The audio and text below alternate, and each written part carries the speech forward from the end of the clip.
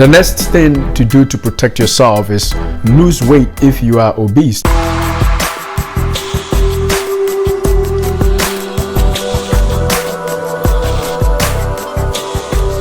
Welcome to the Spring Life and Health channel. This is Dr. Otin coming to you again. I'm going to talk about stroke prevention. Protect yourself from getting a stroke. In people who have not had stroke before, how do you prevent them from getting a stroke? We are going to talk about a few things that you can do so that even with your risk factors, you can still protect yourself. The first one is physical activity. Physical activity. According to American Heart Association and American College of Cardiology, if you are able to exercise 40 minutes per day and 3 to 4 times a week, that will help you prevent a stroke. The next thing you can do to protect yourself from getting a stroke is to reduce your salt intake, especially if you have high blood pressure or hypertension. It is important that you cut back on salt and sodium intake, and also increase your intake of potassium, as that will help decrease your blood pressure, because higher blood pressure or hypertension is a major risk factor for strokes. In the same line, if you have high blood pressure, it is good to have regular screening of your blood pressure. Well, it doesn't only have to be if you have high blood pressure. As a matter of fact, it is a good idea to know what your blood pressure is all the time. So regular screening, regular checking of your blood pressure is a very good thing, because it will inform you of that risk. If your pressure is going up higher, you know that there's a risk there, and you can definitely do something about it.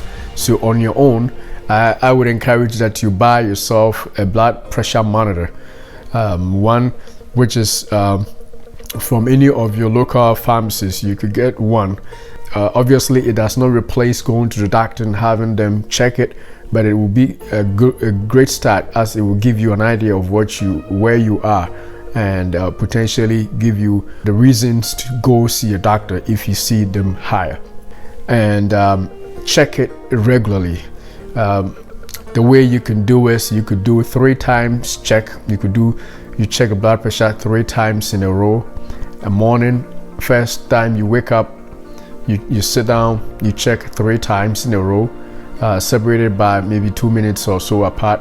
And then in the evening, when you're about to go to bed, or in a time when you are very busy, when you're hectic, if you can also check again, also measure it 3 times, and basically you are going to get the last 2 numbers, or at least the average of the 3 should give you an idea of what your blood pressure is. So regular screening, regular checking of your blood pressure will help you protect yourself from getting a stroke. Also, if you have high blood pressure, in that same regard, your goal for blood pressure control should be, that is in order to protect you from getting a stroke, your goal should be 130, less than 130 over 80.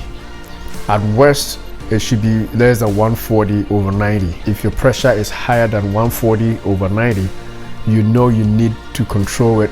Your medications may have to be changed. You will probably be on a medication already, but it may have to be changed if it's consistently over 140, or maybe another one could be added to it if it's consistently over 140. That means that you don't have enough control over blood pressure if it is over 140 over 90. So that is the goal for protecting yourself from getting a stroke. So it's not just enough to check your blood pressure. It's not just enough to know what it is. The point is to ensure that it is lower and it is not in a high risk number where you can easily stroke out of. The next thing to do to protect yourself is lose weight if you are obese, or if you are overweight, you lose weight. And the way to find out is if you know your BMI, your body mass index. If you don't know your body mass index or BMI, you just check with your doctor's office to see your weight and see if you are overweight, or you can calculate it yourself. But for now, we just want to let you know that you have to know if you are overweight, which most likely your doctor would have told you, or if you're obese, you need to lose weight, because overweight excess weight increases your risk for having a stroke. So to protect yourself, lose weight. We shoot for BMI of less than 25 kilograms per meter squared. When you are overweight, your BMI will be 25 to 29 kilograms per meter squared. So anything below 25 is where you want to be at. The next thing is, in order to protect yourself from getting a stroke, you need to ensure that your cholesterol is in a normal range. Cholesterol, you need to keep your cholesterol down. And if you don't know your cholesterol, obviously you need to have it checked as soon as possible, especially if you have other risks for stroke, such as diabetes, or even you have high blood pressure, or your age, you're over 50, over 60, you got to ensure that you know your cholesterol level. And if it is high, it needs to be treated. Medications that is usually used as statins, usually either atorvastatin, rosuvastatin, simvastatin, or any of the statins that you may be familiar with. So you must be on any of those if your cholesterol level is high, to protect you from getting a stroke. Also, if you are diabetic, it is very important that you are on a statin or on one of those medications I mentioned, because your risk for stroke is higher. And especially if you are diabetic and you have high blood pressure, which is usually going hand in hand, you may also have high cholesterol. So definitely have to talk with your doctor about your cholesterol level, and definitely be on a medication to bring it down if it is higher. That will protect you from getting a stroke. And the other thing is, if you are a smoker, if you are a cigarette smoker, it is also important that you try and quit smoking. Some people are able to quit cold turkey. Other people will need medication. Other people just counseling and patch nicotine patches on over the counter. You could just talk to your pharmacist and they can guide you even without a prescription, because smoking increases your risk of stroke and a heart attack. And if you want to know more, you can check on our video on risk factors for stroke and also risk factors for heart attack. So smoking should be stopped as soon as possible if you want to protect yourself from getting a stroke. There are medications also if you need help quitting. If you can't do it by yourself, or if the patches over the counter are not enough for you, you could ask for your doctor to write you a prescription for medication that will help you to quit smoking. The other thing is, if you have an abnormal heart rhythm, you probably will not know, but if once in a while you feel like you skip a beat or your heart is beating faster than normal, there's something wrong, definitely let your doctor know and have it checked. Because if you have something we call atrial fibrillation or any other heart rhythm abnormality, it's possible to get a clot out of that, and that clot can lead you into getting a stroke.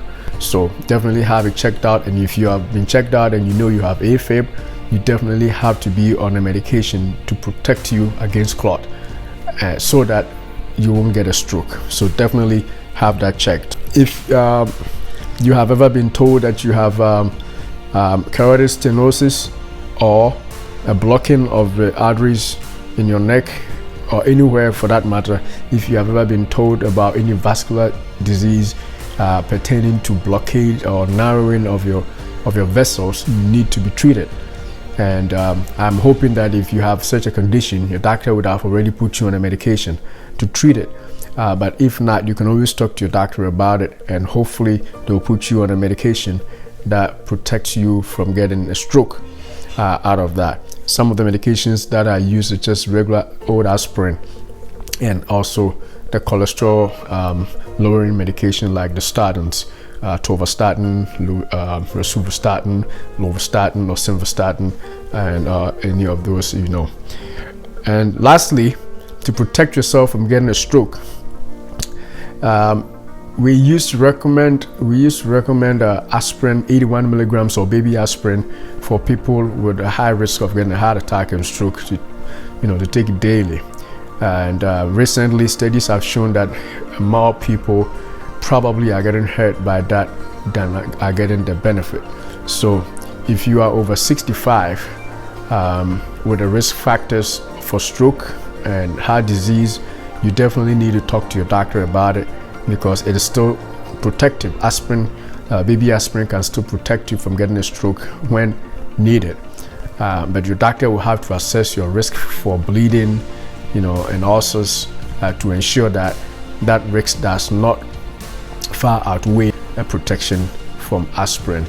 Basically, if you discuss with your doctor and they still feel like you need to take your aspirin, then obviously you need to take aspirin, baby aspirin, 81 milligrams a day, especially if you are diabetic, especially if you have a heart issue in the past, maybe a previous heart attack or something of the sort, or a family history of heart attack, and especially also if you are a little advanced in age, 50, 60, and you have other risk factors, diabetes, obesity, and all that. So, and smoking, of course, if you still smoke. So that is it for how to protect yourself from getting a stroke. Don't forget to subscribe below the screen. Look for the subscribe button, click the subscribe button, and comment. If you have questions, also put it in the comment section and we will be able to talk about it.